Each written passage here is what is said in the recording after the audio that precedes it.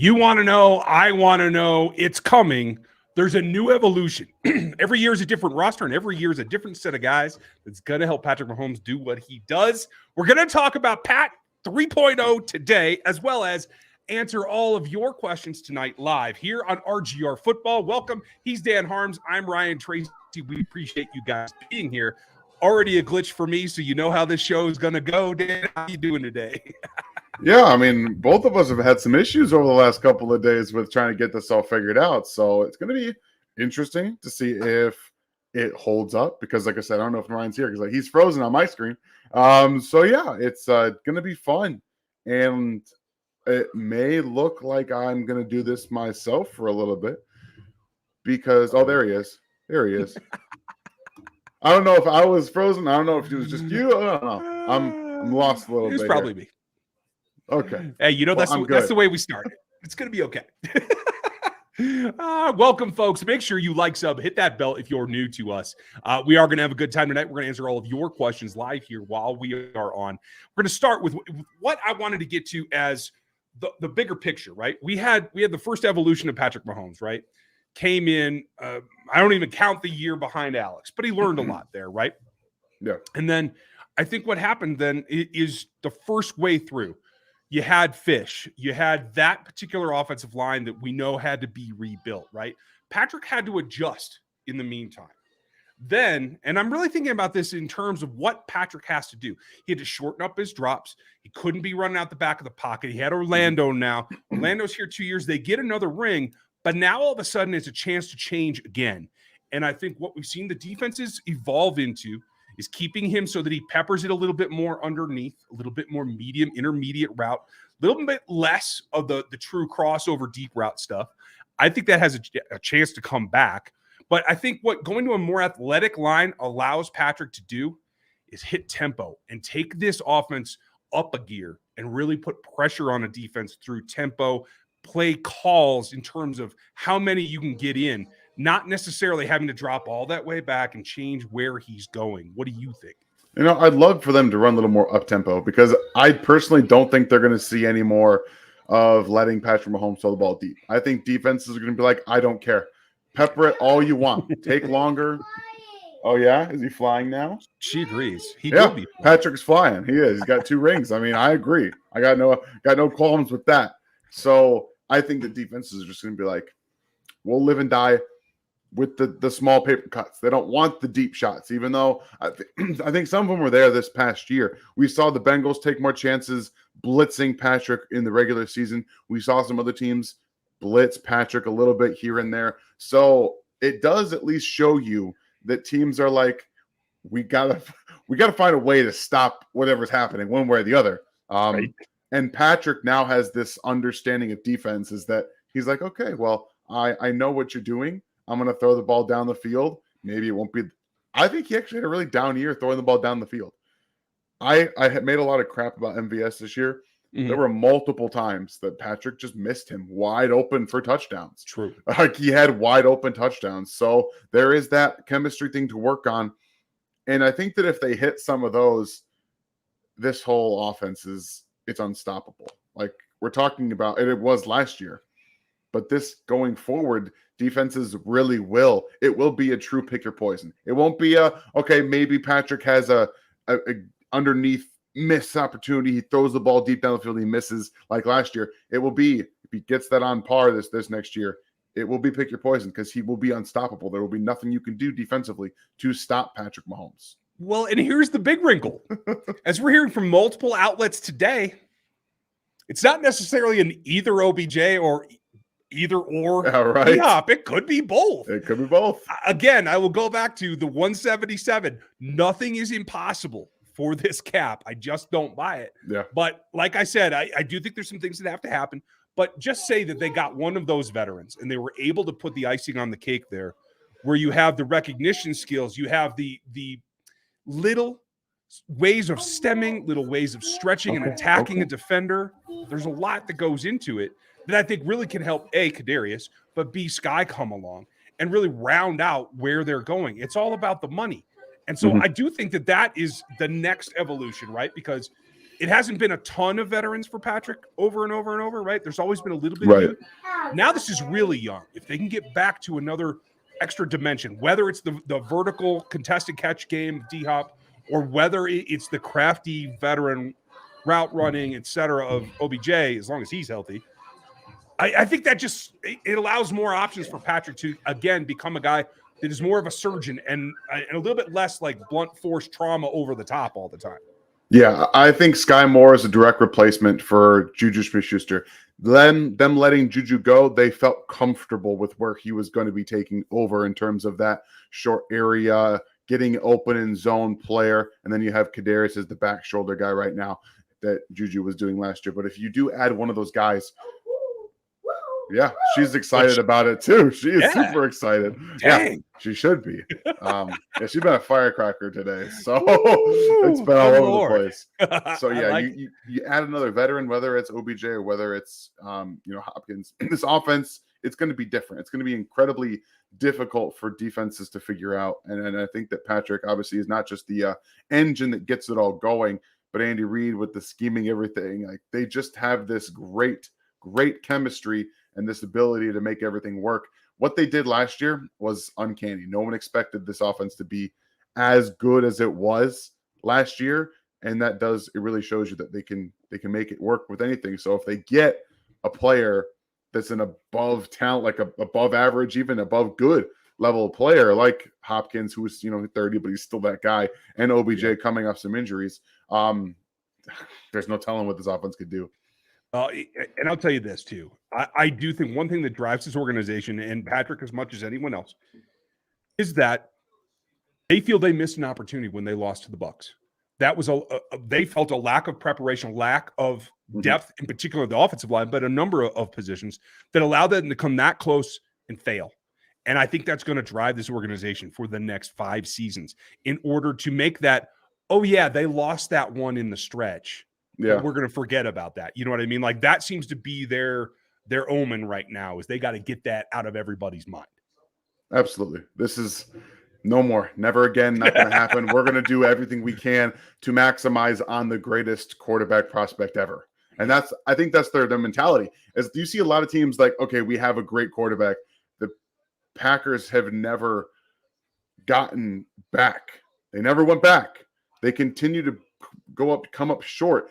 And that's, in my opinion, it's because they never went full in on Aaron Rodgers. Like they never went, we're just going to reinvest in the offensive line. We're going to reinvest in the wide receivers. We're going to reinvest in everything to try to get him his most opportunity to win. Like he had decent players and decent wide receivers. Jordy Nelson, Devontae Adams were the ones in both those quote unquote runs. But outside of those guys on those teams, who'd they have?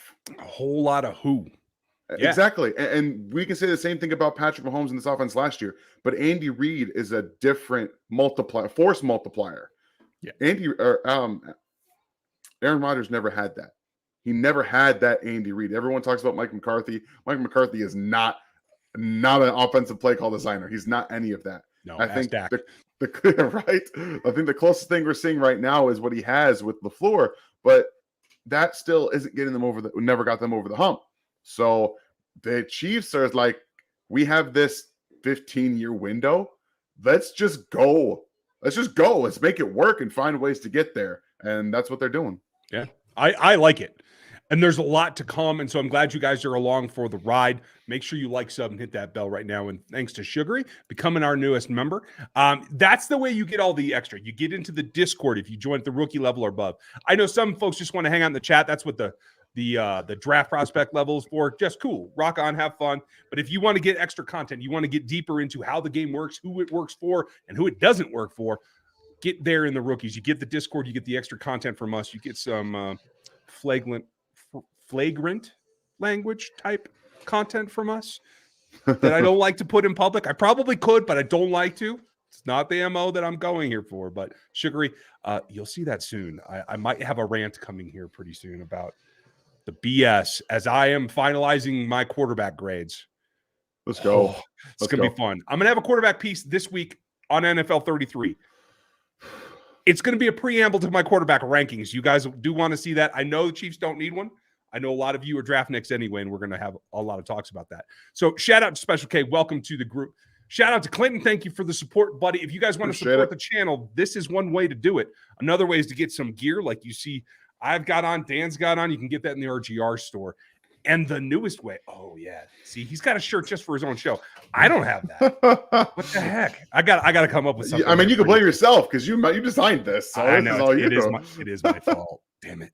Other thing is, folks, it's no longer a pre-order. It's out. Let's go. The Athletic Matrix is here. You can get it. I'll put the banner up just in case everybody needs it. And that's got the code. You can only get the code here while we're live. I'm not putting this in tweets. I'm not writing it down anywhere. This is only for you guys that spend time with us live and are on the chat right now. So that's the code. Go to Rogue APC. It's the headline up there right now. Use that code and you'll get a nice discount. This is all my athleticism matrix for all the data we have at this point. Now, there's pro days going on right now. So I have shifted gears as of last night and started on the draft guide. The draft guide is going to have all the athleticism mixed in. It's going to have all the production data, all my custom metrics that I've developed over the last 20 years as a performance coach and a coach on the field. A lot going into that. And then we're mixing in because it's not just Dan and I this year. We're expanding our team to get more grades on film, and we're pulling it all into a master list you will find in the draft guide to get you ready for this. So if you check that out, that code works on the draft guide too. You can probably pre-order that today. I just don't have the graphic up for it yet. Back to Clinton's question, and thank you, Clinton. We appreciate your support. Is Broderick Jones worth trading into the 13 to 18? I'm not sold. This offensive tackle class is very iffy. I'm fine with Harrison at 31, but not in love with it. DT is still a need. Agree with you completely that DT is still a need. Absolutely. But I will say this. Anton is underpowered. He has the length, but not the functional strength. Dewan actually, I think, is a guy that in certain situations, Baltimore Ravens, can actually be a guy like Orlando Brown and be successful. I don't think he can work in this particular class.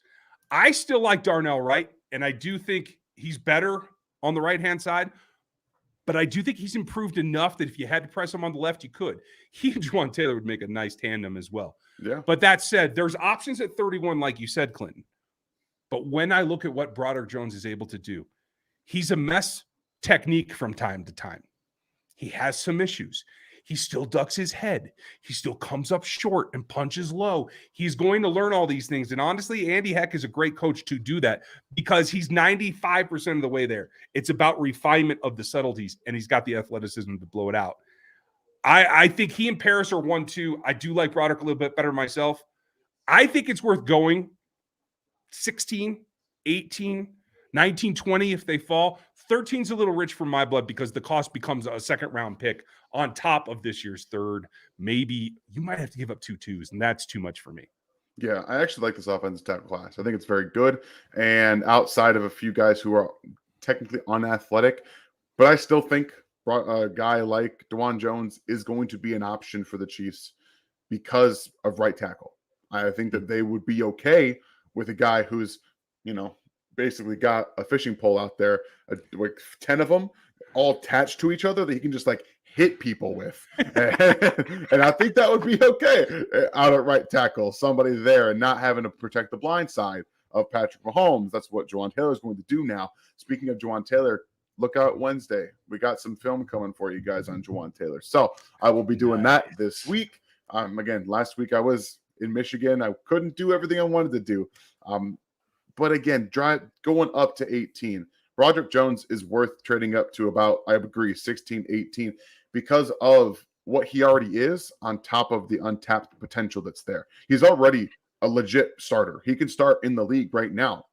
He has all this untapped potential because of his technique, some of his footwork, his body weight distribution at times as well. All things that we've seen guys like Trey Smith have to get better at. And I would think you guys would all agree that he looks way better than he did at Tennessee. So this would be a really good spot for a guy like Broderick Jones with Andy Heck, really any offensive tackle that has a little bit of technical problems and some things you can clean up because we've already seen it happen tenfold.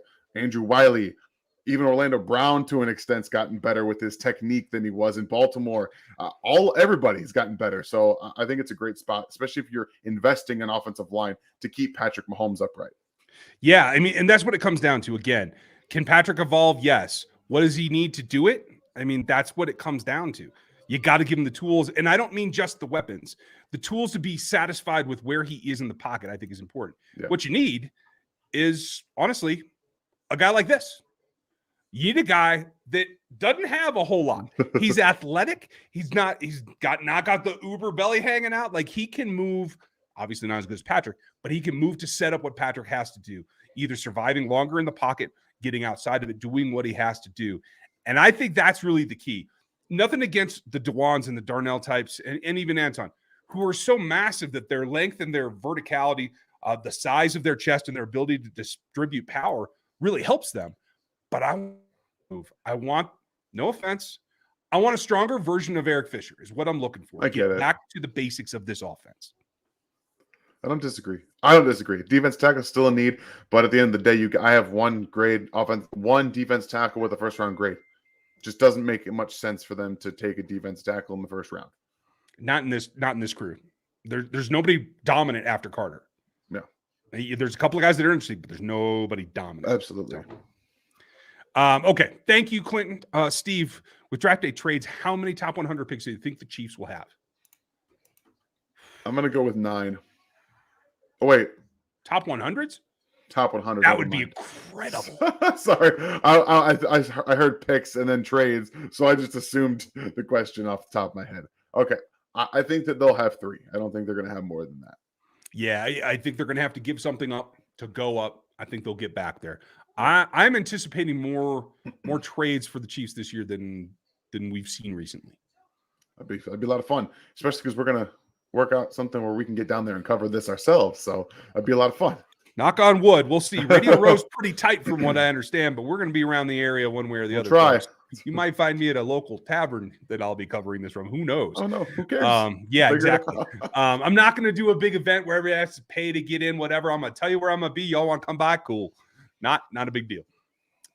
Thank you, Steve. Thank you, Lee. What moves do you think will happen before the draft? What are you anticipating right now? Right now, I think they're doing a good job of filling out their depth. I do expect to see one more wide receiver. But other than that, before the draft, I don't think that they have to do anything. And that's all I'm really expecting. Maybe you see a defensive lineman added, maybe a defensive tackle somewhere. But other than that, they've really done their homework on the guys that they wanted to bring in. They went after them, and they've done that. So I'm really kind of expecting not much from now until the draft. Okay. I hope that they're able to make what is a measured move to help themselves. I don't care about the longevity. If they feel that OBJ is healthy enough and can come into this locker room and help, great. If they feel that they can change and evolve Patrick's contested catch game and bring in D-Hop, go for it. If you don't want to do either of those things, I'm fine without doing anything either. It makes it a different kind of scenario, but I think either will work. Mm-hmm. I still like Chark, to tell you the truth. Yeah, I'd like somebody young to come in and really, like, bring some juice. You know what I mean? I think he has more juice than MVS, and he does what he does better, in my opinion. So that's what I think. Agreed. V3.0 Mahomes is a top 10 defense. Harry, you are preaching to the choir, brother. I hope that that's exactly what happens. Tony, am I the only one who doesn't really want OBJ? Tony and OBJ as the top 2 receivers seems like a disaster waiting to happen because they're so injury prone. That's a legitimate concern. Do you think that has to preclude it, Dan? I don't think it has to. I mean, I think the overarching thing about OBJ was that, from what I understand, the first time he had his ACL bust or whatever it was not fixed properly the first time. So there was just biding time until it eventually blew again. And according to everything that I've looked and researched, this time it's supposed to be 100% fixed. I've seen some of the videos from his workout. He looks really good. I just say he looks really good. So I don't know. I'm open to the idea of him being in Kansas City because I think this is the place where culture kind of beats out some of that mental stuff. And in terms of, I guess most people think that play, locker room troubles. I'm with you. They tend to do a good job of weeding that out because the end goal at the end of the day makes everyone buy in. So injury stuff, I try not to put too much into it. It's so unpredictable. You have no idea. But obviously guys who have injuries earlier in their careers are more prone to it. But again, we're talking about a 1-year deal for OBJ. I think he can, if he's healthy now, I think he'll be healthy for most of the season. And let's be honest, if he plays a target share, snap share like Juju, we're not asking him to be an every down player. Yeah. I think that's the core there. Thank you, Tony. And thank you, Lee. What do you think of the moves made by the AFC West team so far? I feel like Josh McDaniels is exactly the guy he was in Denver. He's bringing every offensive patriot he can to try to make himself feel like he's at home so he can do his job better. I don't think it works. I don't know. I'm very confused at what the Raiders are doing. Their defense is still awful. Their offense has gotten worse. And I mean, what do they think is happening? I don't know. I think the Broncos have gotten better. They've added Sean Payton. They've invested a lot of money into the offensive line on guys who they probably overpaid for. But if they end up being better offensive line than they were last year, I think it works out. Defense is still great there. What have the Chargers done? Anyone know? I don't think they've done much of anything. No. So it looks like they're going to be the same that they were last year. I don't know. It seems like last year everyone thought they were all gearing up to come after the Chiefs, but the Chiefs, I think outside of maybe you can argue the Broncos for trying to improve what they've done and adding Sean Payton, have had the best offseason in the AFC West. I don't know that they know what's going on in Los Angeles. I got nothing.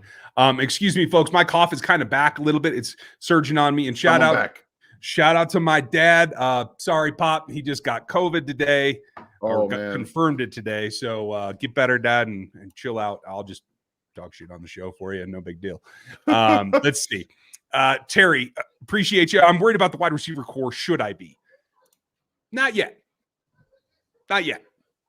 If nothing works out in free agency, I do believe they'll make at least a selection, maybe two, on the wide receiver group. Because while I don't think the top end is super elite, I do feel there's a good group there in the middle tiers, third, fourth, maybe even into the fifth rounds. Like the mock live that we did last night. If y'all missed that, go watch that from last night because it was a lot of fun. It was fun. But getting a group right in that early fourth round is kind of nice because there's a lot of value there. And it's pretty standard most years that right after the top 100, you get a day 3 reset that gives you a lot of upside guys. And I think that's very much how the wide receiver group could be this year. Yeah, it's going to be a nice deep middle group. And that's what you're looking for. I think the Chiefs are looking for too. Hey, Oscar. Hey, Dan and RGR family. Thank you for keeping me sane while I work with always chef. That's what we do. Chef's life are tough, man. I got buddies that work in that business. I couldn't do it. I'll tell you that. But I hope we pick up a speed rusher and another weapon for Mahomes. Agreed. And it doesn't matter whether it's the free agent stuff we're talking about or we get to the draft, and that's where they do it. The speed rusher I would like to see, I'm just not convinced that they're going to pull the trigger. Every year that it starts to feel like maybe they're going to go in that direction to add another tool to the defensive tool bag, they don't do it. And they squander opportunities. And that's just because I think of comfort level and what they want to do and the way that they coach. That's just what it is. And they like what they like, and they know what works for them. And that's what matters to them. Unfortunately, they're not. We'll see if they're above experimenting this year. Because I think that if Cullen has gotten anything done, it's to try to wiggle a little bit of leeway with how this is going to work. So let's hope. It's interesting. The Tranquil acquisition still just makes me wonder. Yeah. Let's see. Many years ago, I would be all in out on OBJ, but his time in Cleveland and LA has shown OBJ looks out for OBJ and not the team he plays for. And Night Hunter, I generally would agree with you. I actually feel the opposite is true about his LA stay. Mm-hmm. I feel like he fit into that offense and didn't take away from everyone else as much as he had in Cleveland, certainly. Getting to LA, I was concerned about exactly the same thing. We talked about OBJ then. And I said, he just can't be a knucklehead. He's got to be here for the right reason in that he wants to be part of the solution as a team. Mm-hmm. And if he does that, since my phone is blowing up, I don't know if anything's actually happening in Chiefs Kingdom or if there's something else. But I'm going to mute this for a second. So I stop hitting you guys every 5 seconds. I generally would agree with you, but I think it might have turned a corner, Dan. Am I being overly optimistic? No, I think that he kind of realized his opportunity to win a ring and to win multiple rings is now. His time to make money is probably over. He's made quite a bit of money in his career. I think that he's also had a bit of an epiphany. I think being in LA around a winning group kind of mellowed him out a little bit. Being behind a head coach, competent head coach, first time in his career, things like that. I mean, I know he was part of Kevin Stefanski. Do we know if Kevin Stefanski's any good? No. I don't think he's that great. I think he's a good offensive coordinator, not a head coach. There's a lot of those guys that end up getting head coaching jobs that are offensive coordinators. Matt Nagy is going to be a very good offensive coordinator for the Chiefs. Wasn't a good head coach. And it works out that way sometimes. Well, and it takes failing to know that sometimes. Yeah, exactly. So that's okay. I think being part of an organization that did things the right way, because while they don't necessarily treat their draft picks right and do everything, they went all in to win the Super Bowl.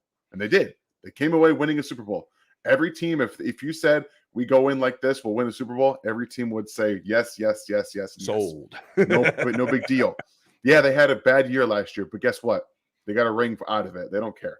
I think that definitely helped to mellow him out a little bit, but we'll see. I think you're probably right. That makes a whole lot of sense to me.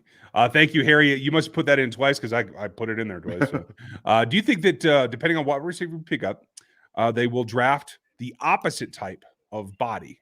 Sorry, I didn't mean to do that. That's all right. Whatever. I can't read very well as it is. So, if they did, for example, if they got OBJ, would they go for Xavier Hutchinson? I don't know that anybody's going for Xavier Hutchinson right now. I got to tell you. He's still being highly mocked, and I just don't get it. I don't get it. It's just day 3 player to me. Not this boy's being too. I'll tell you that right now. Not today. Yes. The rundown. Yes. It was on last night. I had to get it in there. Yeah. Oh yes. So Quinn, I don't know that they're so concerned about body types. I think it's more about mobility. And how you separate. So if you do get a guy who wins with routes, and that's what OBJ is at this point in his career, I don't think he can blow past anybody or away from anybody. Then it becomes, you have Sky, you have Kadarius, who I think Sky's a little bit more body contact, like close contact. He doesn't break away as much. I don't know if that makes them go to like a true X, throw it up and hope that he comes down with the kind of guy. They want guys that can play inside and outside.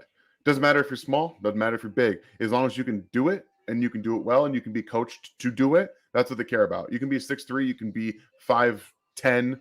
It does not matter to them. As long as you can do it, that brings the positional versatility that they're looking for and that they can play Z, X, and slot. That's all that really matters to them. Great question from Napoleon, and I'm going to pose it to you, Dan, and I'll let you answer it first.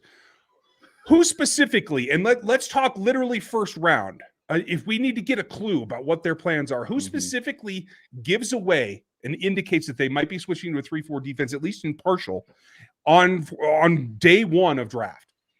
Nolan Smith. 100%. If they draft Nolan Smith, either they're all of a sudden on the idea that they can get after the quarterback with their 4 down and a speed rusher off the edge and collapse the pocket on the opposite side, or they are making a shift to a 3-4, which I don't think so. But Nolan Smith is an extremely good run stopper for his size. He was great. Like if you have, I know he didn't play a ton this year because of his pec injury, but if you go watch some of the games he played in, that dude is hard to move at the point of attack. It's almost impossible for a guy his size, which you don't see a lot of. And again, he's very raw as a pass rusher, but the feel he has for rushing the passer, it makes up for what he lacks in technique. And a guy like that in Joe Cullen's hands, it's more than a moldable ball of clay to him. That's like a finished product that all I have to do is point in the right direction and go. That's what it is. So if they're looking to do that, that's the guy they're looking for, or McDonald in the second round. Okay, I can get down with that too. As far as Nolan, I will put it this way. Nolan has more functional strength right now coming out than Frank Clark did coming out. We saw what Frank Clark did at 245 pounds last year, right? It's about technique. It's about using your functional strength. And so I think those are the two things that could allow him to play lighter in this defense. We'll see. The other two guys that I will tell you, if it's Keon White or if it's Lucas Van Ness, I think that signals you have a 5 tech that they think that they can move around, because I think both those guys should line up at 5 if everything's perfect for them. I get it. Whiskey, thank you, sir. Appreciate your support. When you, Whiskey. drafting, should Casey value targets based on how those players might play against particular AFC West teams? I don't think so. I don't think you want to narrow it down. No offense to the AFC West. I don't care. I expect to win this division 10, 12 times in a row when it's all said and done. I don't think you have to tailor yourself for that. I think what you do have to tailor yourself for, at least not wholeheartedly, but at least be aware, is those teams that seem to have a knack against you. Mm-hmm. No offense. Bengals are going to keep coming. I don't think they can keep it together much longer. I'm not even sure if they can keep it together this season, but I do have to have an eye on them. I know Buffalo was disappointing. I still have to keep an eye on them. You know what I mean? Mm-hmm. Like, I don't think you tailor everything, but I'm way more scared of those two than I am of the Broncos or even the Chargers. I think one thing that we kind of understand about the Chiefs is that they know what other teams are doing.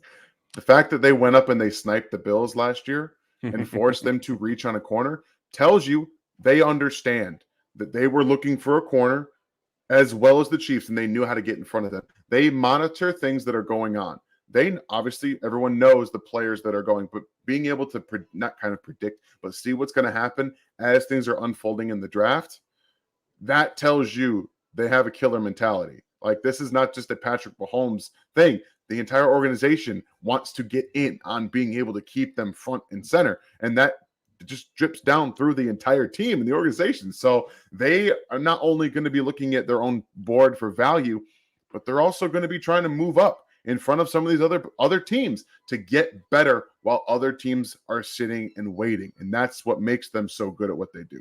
I wholeheartedly agree. Thank you, Whiskey. Appreciate you. Frey, Casey has the worst wide receiver room in the AFC, ? I mean, no. They only got 3 guys, so, I mean, it's not even a room. The Texans still have a worse wide receiver room. Okay, fair enough. Yeah, they just traded away Cooks, right? Yeah. So there went that plan. Ooh, where'd who go? But yes, they need to fill it out. For sure. Let's not overemphasize it. Yes, they do have a ways to go in that room. Which small school player do you think want the team to target? They always seem to draft at least one. Good question, Sean. Who do you got comes to mind? We talked about him last night. Iosivas. I love Andre Iosivas because, yeah, he's older. He's going to be an older prospect who played at Princeton. But, you know, I was talking to my guy Damien, who's going to be helping us out this year, and he talked to him at the Senior Bowl about the fact that Princeton didn't ever run one-on-ones, ever. They never did in practice. Not once. It was never part of their practice. So we got to the Senior Bowl, and they're doing one-on-ones. And he's like, I don't know what to do. I don't know what to do. This is not something we do. So I watched him from day 1 to day 2 into day 3, 3 days of practice, this guy was dunking on guys. And this much better competition as well. The athleticism is there. He tested well. He's going to be a day 3 pick. He's not going to be picked on day 1 or 2, in my opinion, unless a team, I guess I wouldn't rule out the Patriots. They drafted Tyquan Thornton in the 2nd round for last year. Who knows what's going to happen there? But I think he's going to be probably a round 4 guy that has a lot of athletic ability and just a natural gift at playing wide receiver and finding the football, and something that you could really develop and tap into for this wide receiver core, because he can play all 3 positions. He can play on the outside. I think he has a really nice feel for playing against close coverage where the ball's coming in too. So he's a guy that I would love to see them target. I got you. My small school guy, I mean, they're smaller. Maybe this isn't really fair to call Marshall a small school. I like Stephen Gilmore. Yeah. I know he's 155 pounds soaking wet. I don't care. The guy makes plays, and it'll be a test. I'm not saying you draft him in the 3rd round. You might even be a UDFA. That's probably the best value for him. But if it comes down to of the 7 picks they have in the 7th round, Stephen Gilmore's a guy I'm taking a chance on because he played up to the Notre Dame level. He played. Who else did they play? They beat Clemson too, didn't they? I think so, yeah. Somebody else. He played up to the level that he obviously is not at and came out ahead. And that's what I'm banking on. His stature is a challenge, much like Bryce Young's is the quarterback position. I'm banking on both of them to bring him in and take him a look if I have a chance. Yeah, I get it. There's where I'm at. Some guys just play ball. Ding, ding, ding. Mike, who's your favorite DI and edge in this draft? Your favorites? Good. I got to get the laptop. I was about to say, let me pull up my guys here really quick. So favorite defensive lineman that I've watched. I'm not going to talk about Jalen Carter because he's the best defensive lineman in this draft. When I was watching the top 5 defensive linemen, I really did love what Siaki Ika brings. He had a down year. I really do think he's got some pass rush upside, but he is in my opinion, direct replacement for Colin Saunders. I think he can do what Colin did. He can't accelerate like Colin did. There isn't anybody at his size that can. So you can't ask guys to do that. But he does take on doubles well. I think he was playing with some bad weight last year, and it impacted him quite a bit. And that was not good. He came in a little, 20 pounds lighter at the combine, moved well through the drills. And he was one of my favorite guys to watch with the athletic ability, his hand usage. Edge, I don't know, man. Edge is a tough one. I haven't gotten through all of them yet. I still have quite a few to go. I have watched more than I care to recognize. I have to tell you. Go for it. Okay, then I'll take the edge. My favorite edge is probably I just gotta make sure and check my notes. What's that? I just gotta go through all my notes. Yeah, like I don't want to like discount anybody. You know what I mean? Yeah. Like I like BJ Ojulari. I like him a lot. Yeah. I'm coming around on Tyree Wilson. I'm not quite there yet, but I'm getting there. I'm not there yet, but yeah. But the guy that I like the most, man, I'll tell you. No, I got too many options there. There's just so many.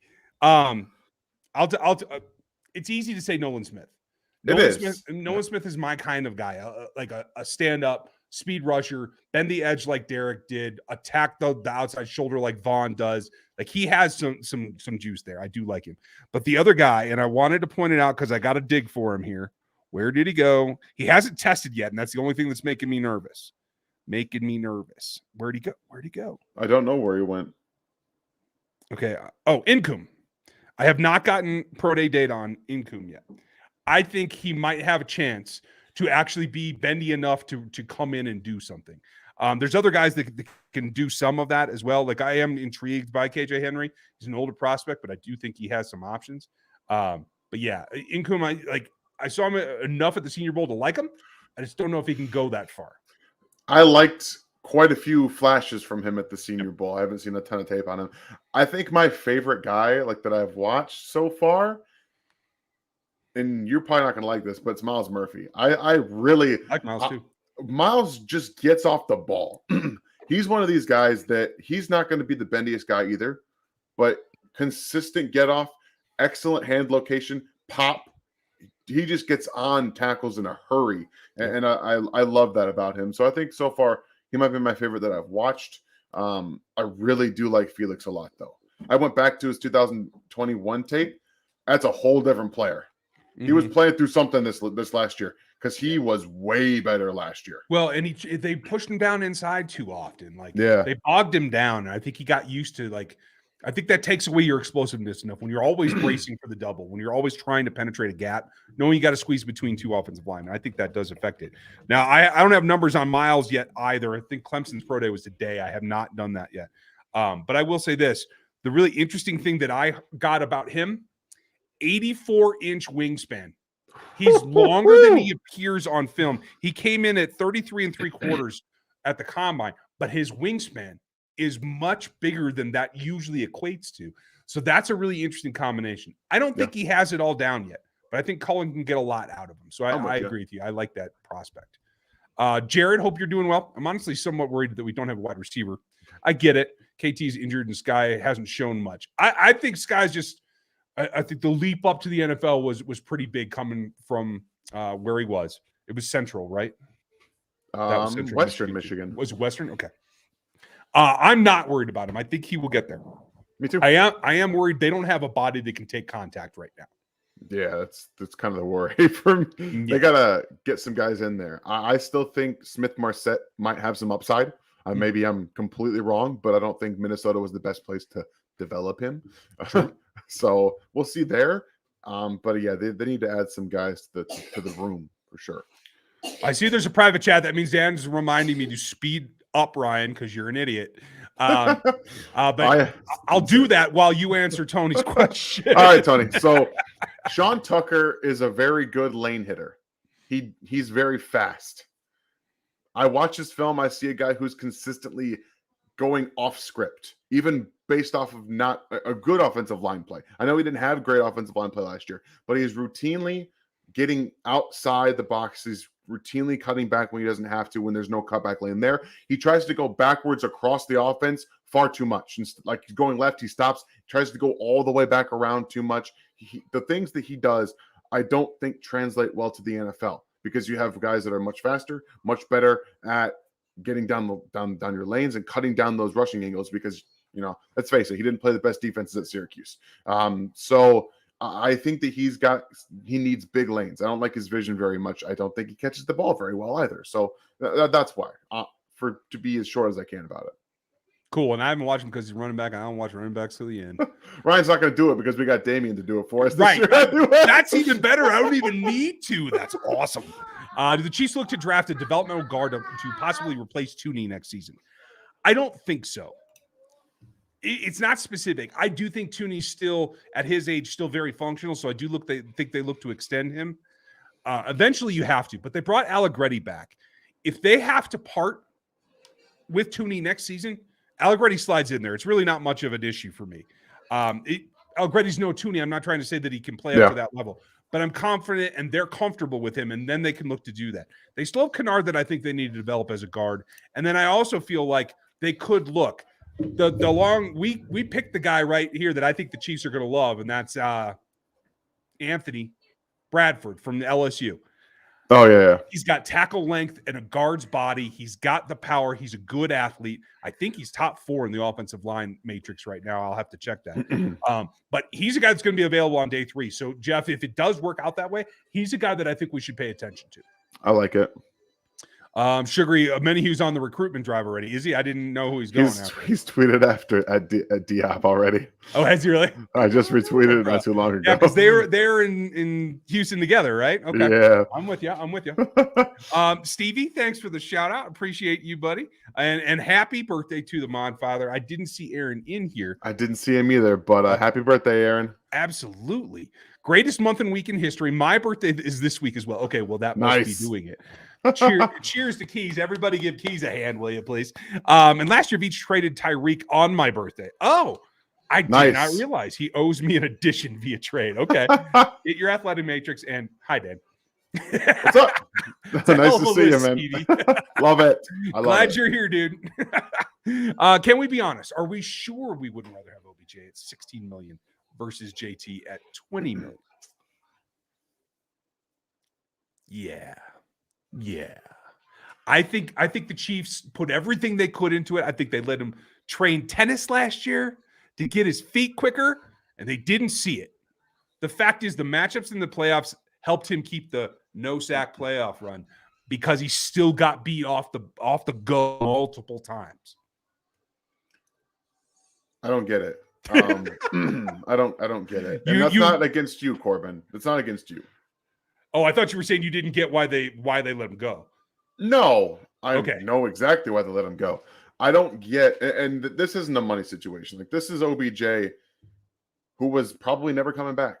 He tried to out-negotiate the Chiefs last year, and he took almost a lesser deal, if not close to exactly what the Chiefs offered him last year. That kind of tells you the player that he is, in my personal opinion. The Chiefs offered him that contract last year. He turned his nose up at it. And guess what? Didn't live up to his own standards, and then had to take the contract that the Chiefs offered him last year, because I guarantee you the Chiefs offered him less than that. Well, and I'll tell you this too. He was very adamant about getting the chance to play left for the Bengals. I think they told him, you got to go to the right-hand side. Yeah. Because we're bringing in Juwan Taylor. Yeah. You're gonna play right, or you're gone. You ain't got the feet, bro. But you can play right. I like it. HD Chiefs. What's the stats of the rookie wide receiver that was drafted last year? Justin Ross, and that was injured and drafted. He was reported to. He's a total mystery. There's no updates when you're on IR. They don't have to tell us anything. I haven't seen anything. The fact that he hasn't put anything out on social media that he's even working out is a bad sign. And the fact is, unless he comes back not only fully healed, but better than he was when he came into camp last year, OTAs last year, he has a very hard road to make this roster. And he was a stud like 3 years ago, unfortunately, before he got hurt. Yeah. And he was going to be a first-round pick. Sometimes it just doesn't work out that way. Again, I won't put anything in stock in it. If it hits, it's awesome. It's awesome. But all we can do is hope at this point. Yeah, it is a lottery ticket, and I'll be happy to be a millionaire. Yeah. But still long odds is all. Micah, you set me up perfectly, bruh. I just wanted to tell you, because I had this all queued up, dude. I had it all queued up. Nice. I would love the return of Chase Daniels, just for a number of reasons. A, I hate seeing him in a Chargers uniform. B, I know he's a fan favorite. And C, I know that he loves this team.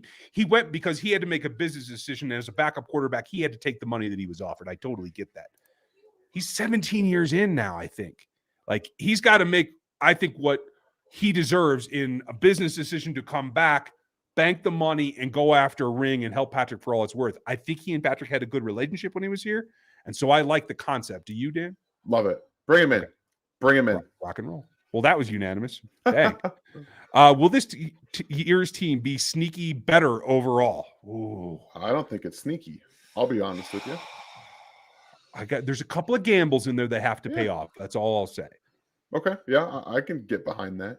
The wide receiver is going to have to work out a little bit better. Yeah. But the upside for this team, and I think the floor that they're starting at is winning a Super Bowl last year. I think that their floor is still close to that team right now. The ceiling, I think, is higher than it was last year. Agreed. There's a lot there. Folks, if you want to ask us a question, hit that super chat. We're running out of time, so we will answer every super chat. I guarantee you there, and we have quite a list still in here, so trying to get to everybody. You never know with us because we get a little long-winded this time of year. What's the highest you would draft Kayshon Boutte, and how high would you trade up for Miles Murphy? I will trade up to 23 for Murph. I was about to say, I'd go 20. Yeah, if you can get to 20. Okay. I won't take Boutte before day 3. 4th round, I'm all in. And honestly, he was my wide receiver 3 before his combine stuff. Was he really? He was my wide receiver 3. I comped him to Clemson Sammy Watkins when I watched his tape. That's the kind of player he looked like. I don't know what's happened. I've heard he had 0 prep for the combine. Like, he woke up, rolled out of bed, and went to do his combine workout.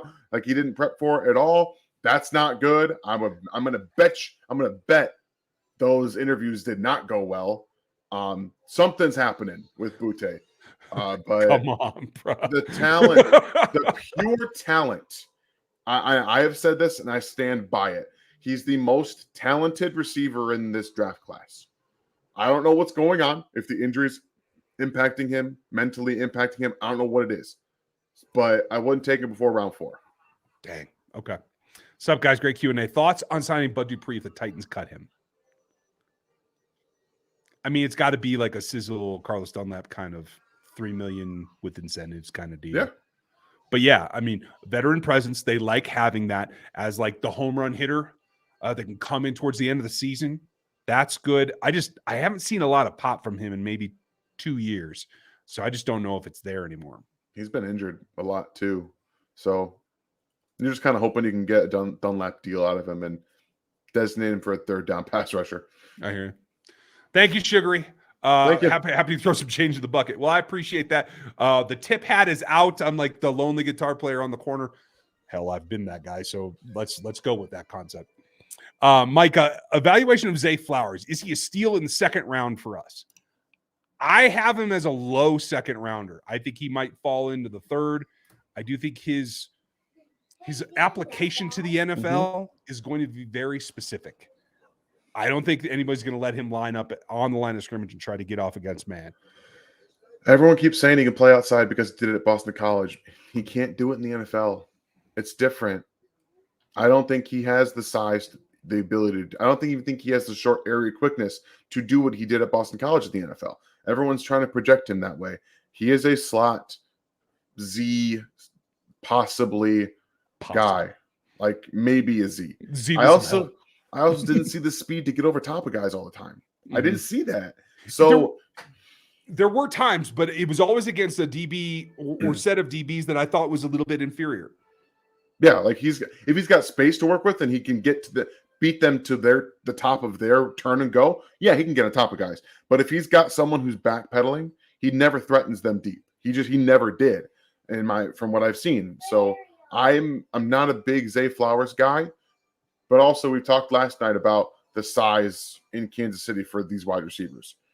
Yeah. Sky Moore, Kadarius Toney, I know he's 6 foot, but you add another guy, they have to be able to play all three positions for me to be on board with that. I kind of feel you. Thank you, Micah. Good question. He's got another one, and I don't know if we just did this point blank. Kind of. Assuming they're both healthy enough and they are both cheap enough, who do you want to put on this roster? OBJ. I'll take D-Hop. That's fine. You have to trade for D-Hop. You don't have to trade for OBJ. And you still have to pay D-Hop's contract. That's the only reason for me. No, I'm saying he gets released and they're the same cost. Everything's even. Okay. You know, like just personal preference fitting into the offense. I understand it. I think OBJ is the more dynamic still. Okay, fair enough. I think D-Hop's more trustworthy. Yeah, you're not wrong about that. You're not wrong about that. Look, in fact, if you guys watched, me and 3 other people watched the Cardinals in-season Hard Knocks. I think you see, I know he's a groovy dude and he's kind of out there. I mean, he's not Sammy out there, but he's out there. Like I think you see he still cares about winning and about the guys that he plays with, and I want more of that. You know what I mean? Yeah, I get it. If you're looking for gear, check out this address. If you guys would, we would really appreciate it. You can get Chief of the North and all the show stuff, as well as all the new MVP logo. I call this. You might recognize the form from somebody. It looks like a dude we all know. So you can grab some of your gear somewhere. It took me a long time to draw that out, by the way. I am a terrible drawer. Micah, after the NFLPA reported the team's facilities and staff, what will it take for Nike or a big name rights sponsor building a multi-million-dollar practice facility like college teams do for NFL teams? It will take a deal with the NFL. It won't be that they're donating their money. It will be some kind of ongoing incurring cost kind of deal, because the NFL will do nothing to let anything out in public if they don't make money on it. So I think that's what it'll come down to, but I would like to see it. I mean, quite frankly, if you can do, I mean, KU Med is the official medical service provider, right? Why can't Nike provide the training equipment? You know, why can't Rogue outfit your training, your strength conditioning department?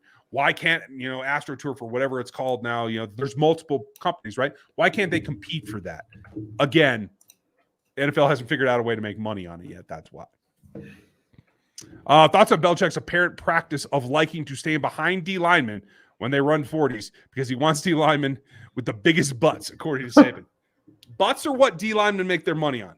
Butts and upper hamstrings is how you get hip extension and you can explode into that offensive lineman. That's how you beat doubles. That's how you get to your anchor point first. So I am fully with Belichick on having that.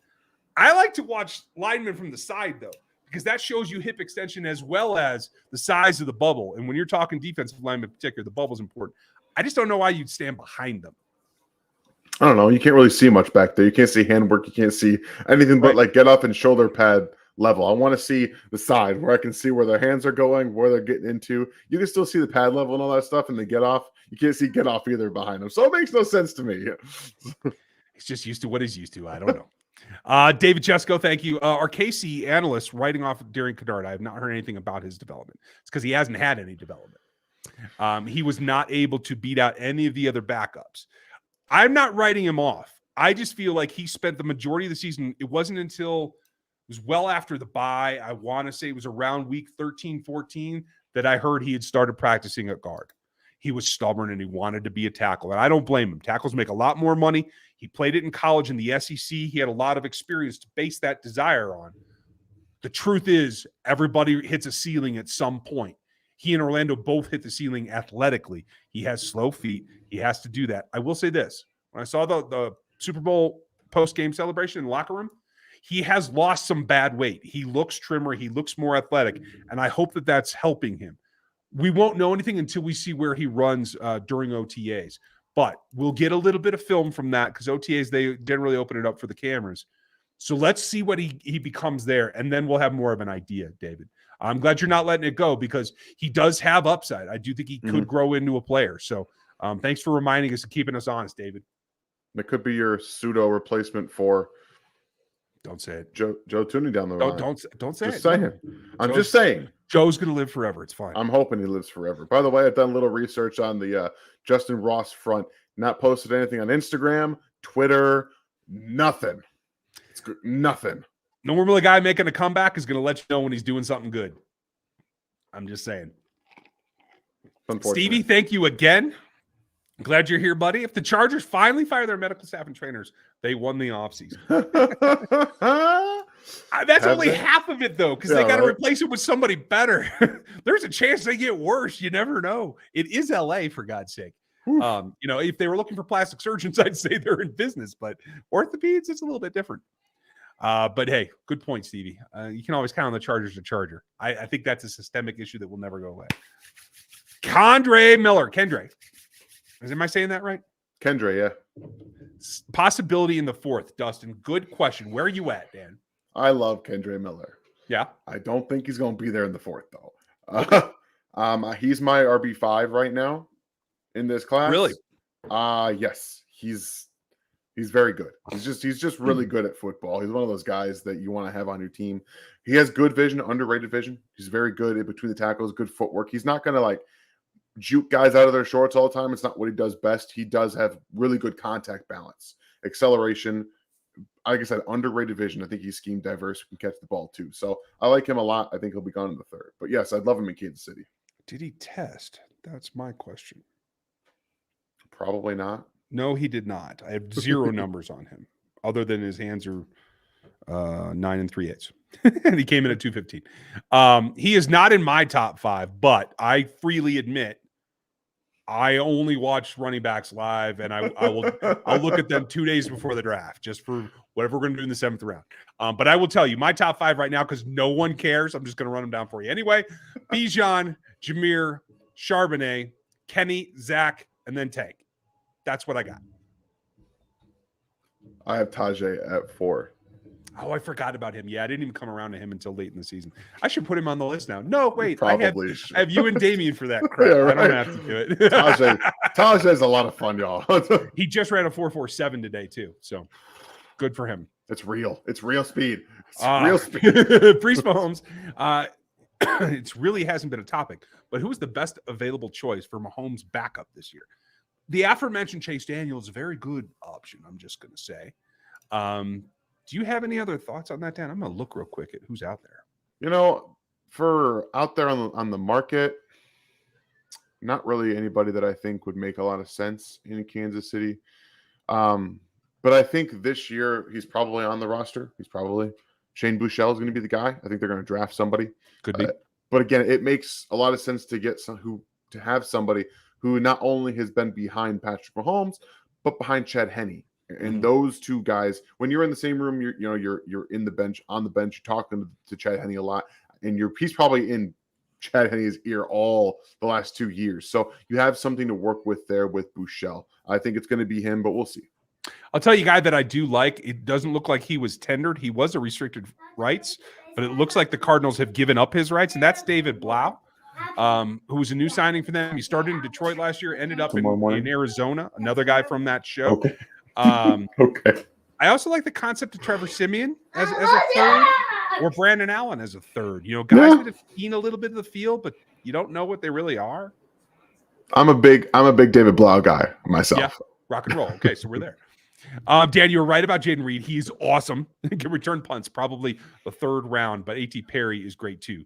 Thank you, Doug. I'm glad that you concur. I think Jaden's gotten a lot more hype lately. I do think he'll be a 2nd rounder. I think AT's going to be top of the 3rd still, maybe a little bit lower.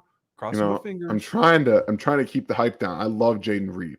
2nd round is what I have the grade on him. I have a 2nd round grade on him, but I'm hoping he goes in the 3rd so the Chiefs can get up and get him. But it's tough when you have all that stuff and teams get all this time to watch tape.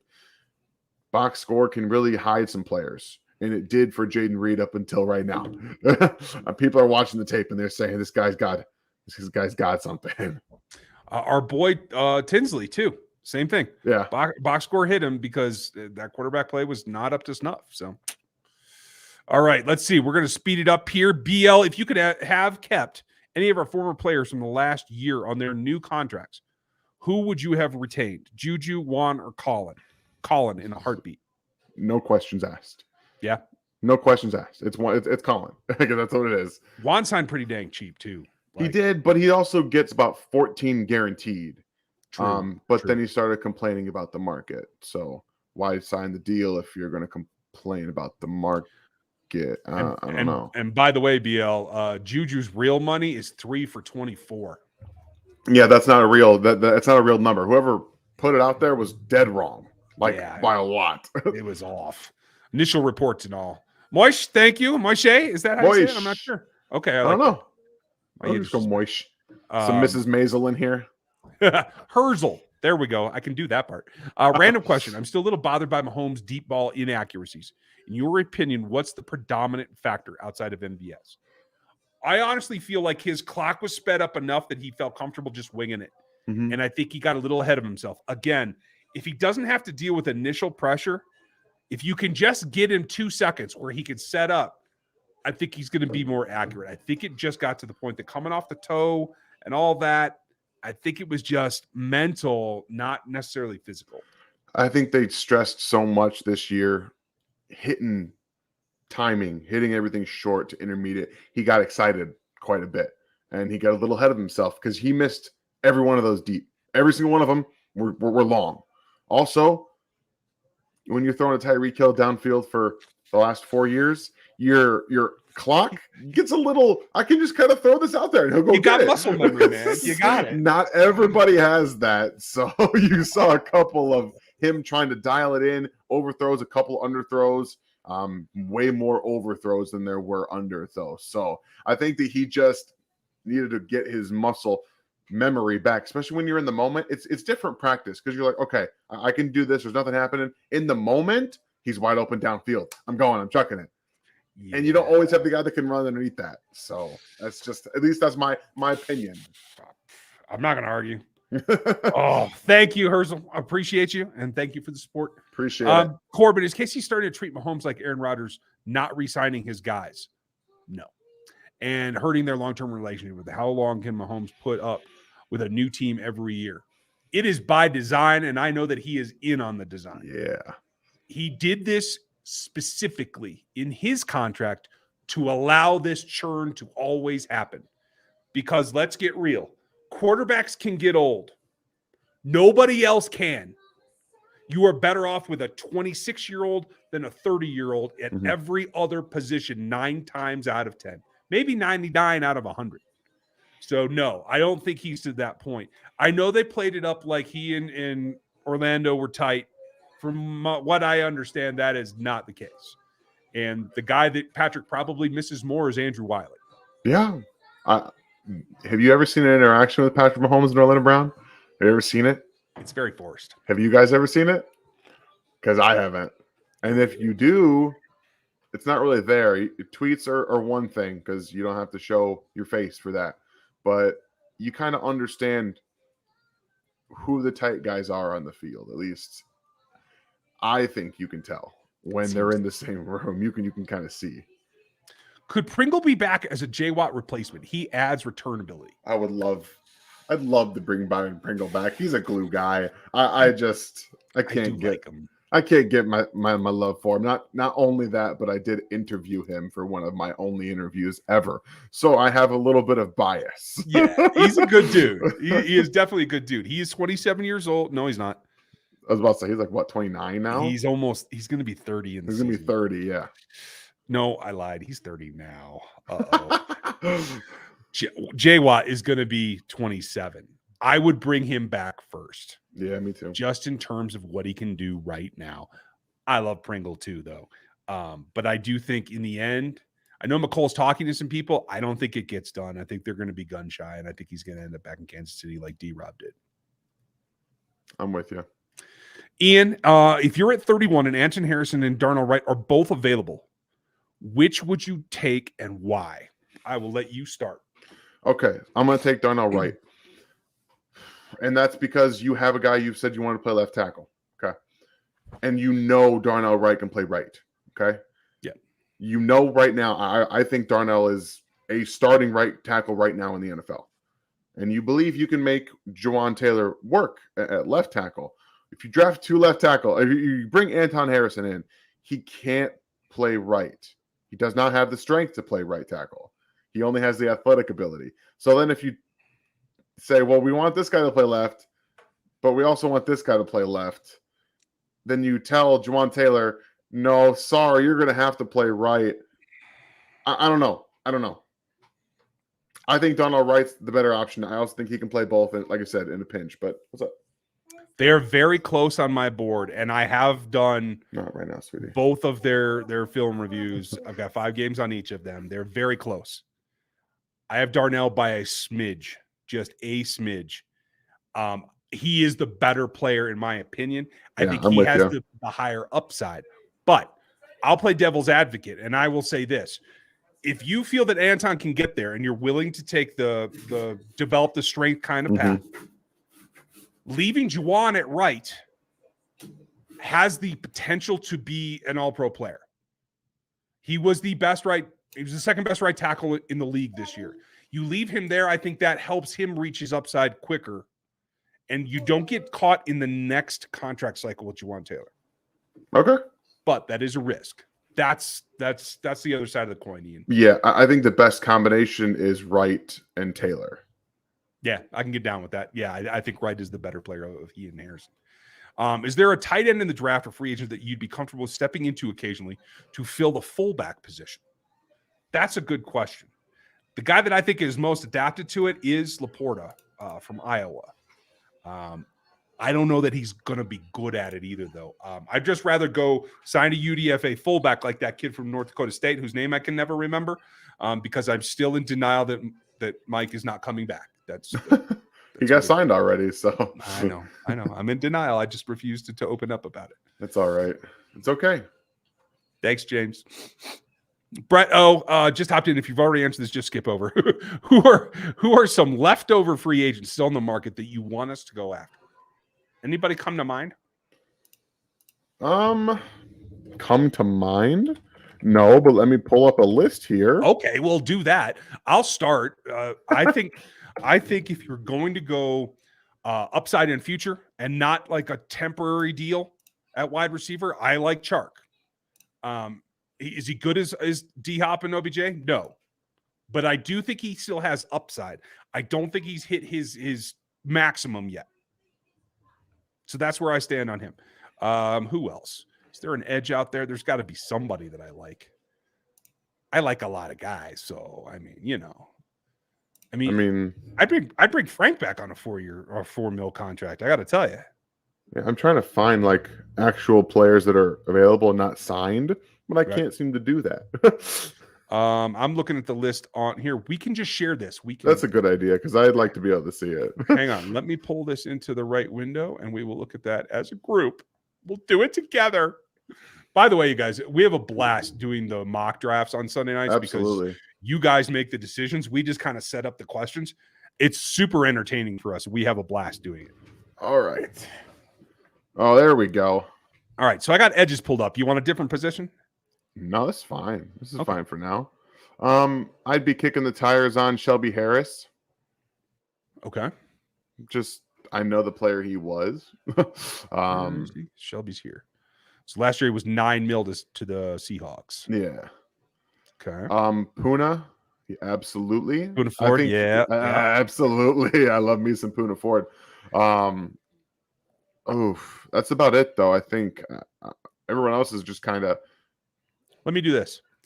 Boom and boom. Okay. Now we can talk. Oh, okay. We got some interior defensive line. Okay. Right. See how the young ones, they're guys under 26, there's very few left, right?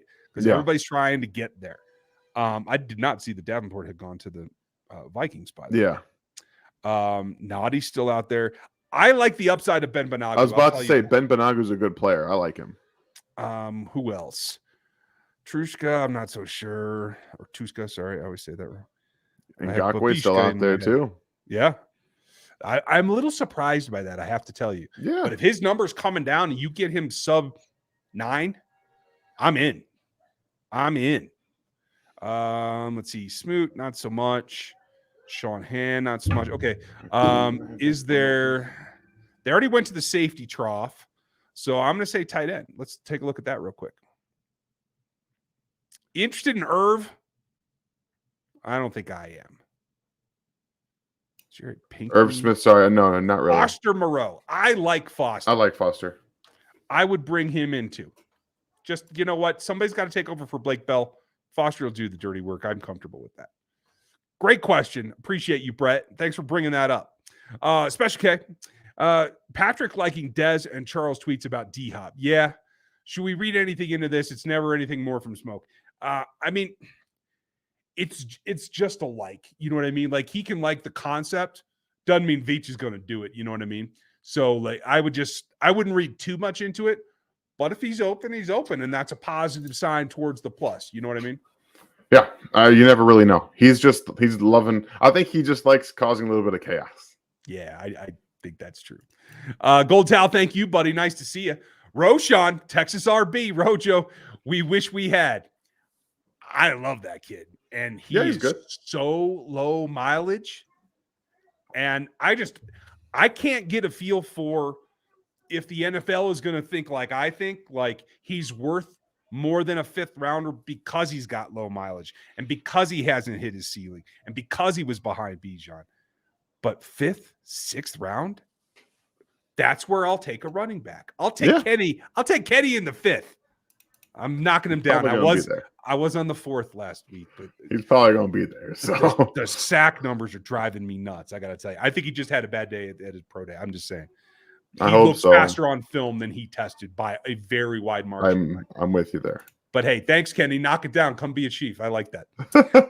But Gold's out. Very, very good option there. I think those two guys in particular are my day 3 sweethearts that I hope the Chiefs get a chance at. I mean, you put those guys with Pacheco, and it's like, Patrick, you can take a quarter off. We're just going to do this run thing. It'll be fun. Yeah, right. I think they can lean into it a little bit more. Yeah, right. Jesse. Stetson Bennett, UDFA or 6th, 7th rounder? I think he's going to be drafted in the 6th, 7th round. I have a draftable grade on him. I think he should be drafted. Yeah, I do too. He's an asshole. I mean, sorry. No, it's fine. We can do that now. We are okay to do that. We can do that now. You know, like my daughter's not going to date him, but I'd put him in the quarterback room. Honestly, I've knocked him down a full grade for not going to the Senior Bowl and then getting arrested that weekend. Yep.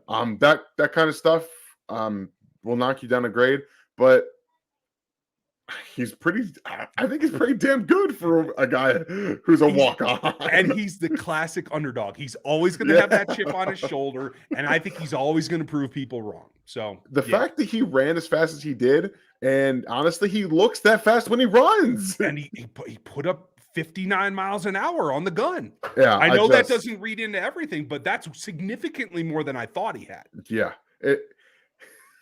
I don't like the dude at all. He's an ass, but yeah, I think he's going to be drafted. Oh, Doug, I'm glad you're digging it. What about Dwayne McBride? I have not watched him. That's why I saved it for Dan. What about Dwayne McBride? Yeah. UAB. Oh. Have you seen him yet? I have not seen McBride. No. I've seen highlights, Sports Center. That's about it. If he gets loose, he looks like he has the ability to avoid some tackles, make some missed tackles happen. I like that. I haven't been able to watch. I don't have UAB film, folks. I got to tell you. Me either. I got friends. I ain't got that kind of friends that got that kind of school. I got to tell you. Doug, glad you're digging the mocks. We have a blast with them as well. Couple from Casey here. Really want a left tackle and Brandon Joseph. I like Brandon Joseph. He tested nearly as bad as Kenny did, though. So again, day 3 dude. I think he's something. I just don't know what it is. It might be a Sorensen type nickel linebacker. Yeah, that's okay though. That's fine. Yeah. I got you guys need those kind of guys. And Casey loves Kincaid. I don't blame you. He's my tight end 1, so I'm totally with you. I don't think he goes before. I think he goes before the Chiefs even have a chance to pick him, to tell you the truth. I think he's tight end 1 in the draft as well. I don't, but he's probably going first round. By the way, Schoonamaker passed Musgrave on the Matrix today. Yeah.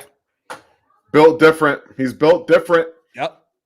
Him and Allen, I'm telling you. Draft Schoonamaker in the 4th and profit. Yes. The Chiefs might not leave 13 personnel. They might not. They just say, we're going to run the ball. We're going to throw it. Try and figure out what we're going to do. You know I'm here for it. You know I'm here for it. Will Niang ever start? 65 TPT, that is the magic question. If Niang is a starter, if they don't draft left tackle in the top 100 or tackle at all in the top 100, then Niang's healthy and they feel he can be their starter and they're not worried about a recurrence on the patellar tendon.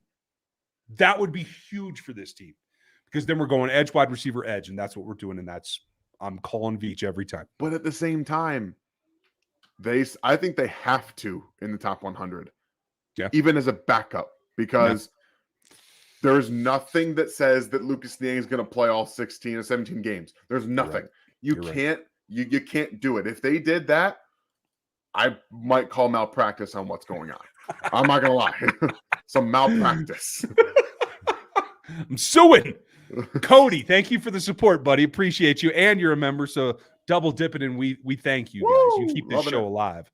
Love the show. Is it possible, depending on how the draft falls, that Dunlap and our Shark could return comp picks for draft if they don't?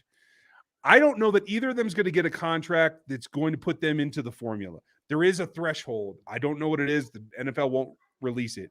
But if you're too low, if you're veteran, min-ish, 3-ish a year, they just don't count you because clearly you're not getting that kind of attention.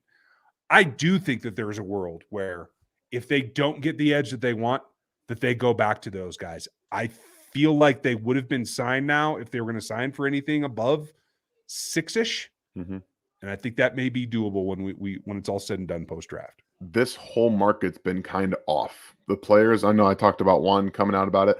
They're not happy with it. Yeah. And this is a larger deal. The owners are not, in my opinion, this is a lot of collusion from the league saying we're not going to overpay this time around. We saw what a guy that's only really a slot player I had this problem earlier. I forgot his name. Going to the Christian Kirk, get overpaid by a lot of people last year. And then teams were like, we're not going to do that this year. And the Chiefs I will say, overpaid for Jawan Taylor. They did. They overpaid for him. Yeah. But they believe he can be. It's another projection, just like Orlando was. They missed on that projection. Orlando they missed on the Frank Clark projection too, because they said they thought he'd be a top 5 defensive end in the league. They paid him $20 million a year. Guess what? Didn't happen. So they're okay making calculated risks, and I'm okay with it too. Fair. Fine by me. I can't argue. 3 Super Bowl appearances in 4 years. I 2 rings. I'll never argue again. I could ask questions, but I don't think I could argue. Thank you. Appreciate you, Cody. And David, thank you. Leonard Floyd getting $19 million from LA still this year. Convince him to look for another ring, vet man. Yeah, absolutely. Floyd's an interesting guy. He's never turned into the player that I thought that he could be. Yeah. And I don't know if he just needs to turn it loose or if he just, if he's just a mellow dude. I don't know. I heard a lot of things coming out. They seem to have all come true. So maybe there's still some kind of fire left in there. I don't know. Let's hope so. Live mock drafts are awesome. Rock on. I'm glad you're digging it, Doug. And let's see. How do you guys feel about Isaiah McGuire out of Mizzou? I haven't done enough film on him yet. Have you done any yet, Dan? No. Okay. I don't have any Mizzou defense. Okay. I've got 2 games is what I have. And I'm happy. He's really inconsistent for me in terms of attacking in a way that allows him to do more than one thing. He needs a pass rush plan, in my opinion. I don't see enough dedicated counter to X if he gets it. But he's got more bend than I expected from what I had seen live over this last season. So I got to do more, but I like him as a developmental guy. He's no more than a 4th rounder to me, but I do think that that's acceptable. And hey, Nick worked out guys at Mizzou, since they've gone to the SEC, they get good floor players. Mizzou hasn't done the greatest job of training them up and developing guys, but they've given them enough that they have the basis to come in the league and get trained up if they get in the right kind of coaching staff. And I think the Chiefs have that, especially with Cullen, but also with Daly. I think Daly's still underrated a little bit. I'm with you. Okay. All right. So that is it. We finally got caught up. I'm long-winded. It's only an hour and 20. Could have been worse. Avery's still awake, so we're going to let Dan do the dad thing. We're going to let you guys have your evening back. Great questions tonight. Thank you to all the new members and all of you who supported us tonight. We very much appreciate it. We have some stuff coming this week. Normal things, some funky things. I got some shorts coming that are going to be fun. I'm going to be working on the quarterback list for NFL 33. I will have some Frank content for you later on the members side this week. And then we are going to get hard and heavy into the draft guide. Starting to look at putting it all together as we get our grades sorted out. We have a lot coming in the next 2 weeks. It's going to be a lot of work, but I will share with you guys as we go. Dan, you all right? Yeah, good. I'm going to stay up late tonight. Got lots of film we got to get going on. So yes, it's going to be a run to the finish, as they say. Oh. Thank you to all the members, including Holly, and thank you for your time tonight. Everybody in Rogue Nation, I know we are just part of Chiefs Kingdom, but thank you for being here. And if you are not one of us yet, hit that sub button right now and hit that like. That helps this video and it helps us find more Chiefs fans. So enjoy your evening. Enjoy your Tuesday, and we'll talk to you tomorrow.